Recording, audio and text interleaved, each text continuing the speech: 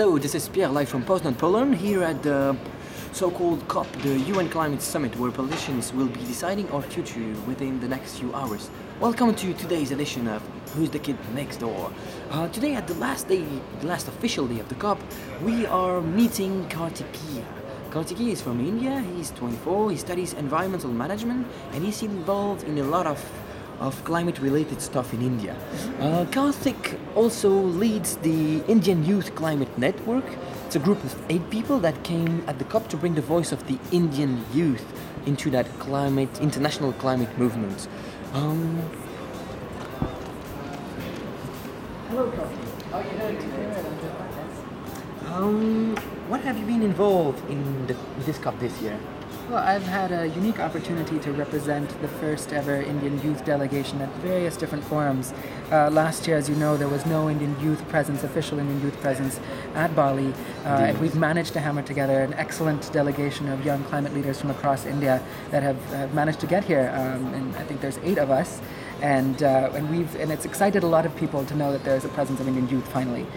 So we've been invited to speak at various different side events. My role has been to not only coordinate the delegation, but also to talk about what the Indian youth are up to back at home in India, and to showcase what some of the best practices are of building a youth movement in the subcontinent area to be replicated in other countries. So I've had the opportunity to speak at a global leaders summit on climate that was organized recently, where ministers from across the world met to talk about steps forward. Had an opportunity to speak at a recent book launch of the Who's Who of Climate Change in India, of which we are also a member, and I'm humbled at the honor on behalf of the youth at the high-level plenary this evening. So you've been pretty busy. How many hours a night do you sleep? I think it's somewhere between 4 and 5 hours a night, and week 2 it's taking its toll. Yeah, not much. Will you be there in Copenhagen next year? Absolutely. I think having been in Bali and now been part of an excellent team that's come here in Poznan to see the youth movement grow in general, I think Copenhagen has a lot in store, and it makes perfect sense to be there for the big, not the finale, but just the beginning of the new treaty. So. Sure, indeed. I'm looking forward to it. What's the scarf for? Well, the scarf says, the world is watching, and this is a very important message to the government negotiators that are convening here in Poznan. We are meeting in a city that's not that large, that's in Eastern Europe, and it may seem that we're a little isolated with regards to what's happening within the conference, within the confines of this venue.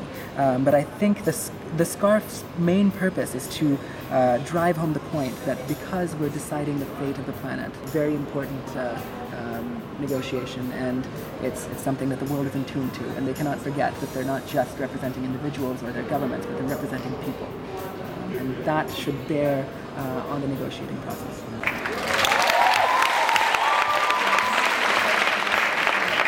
Foreigners have never been to a shopping mall, nor have they known the luxury of owning a car. No, they do not know the words global warming, but they do understand the seasons are changing. Address this global challenge. Overcome greed and fear. Greed is embedded in the growth culture of wealthy nations. Our fear stops us from transitioning into a sustainable lifestyle, the sustainable economy that we so need. We ask for leadership that overcomes these barriers. Alright, let's change of scope. Do you have a special message to pass to the kids now living in Bangalore streets back in India? Kids in the streets of India, yes. Kids in my neighborhood who have taken the pledge not to burst crackers in Diwali, which is one of our biggest festivals. Kids who are cleaning up empty lots, kids who are planting trees. I think kids that are composting in their schools. There are amazing stories of children taking initiatives in their schools, in their communities, and I think the message that I would have for them is to tell them that they're part of something really big. Every small local action that they're taking is part of a global movement, and they serve as the inspiration to people like us who have come and who are here representing their voices to let the world know that there are people, there are youth who are taking action, and therefore governments and negotiators should as well. So my message to them is to keep up the great work and to continue being an inspiration.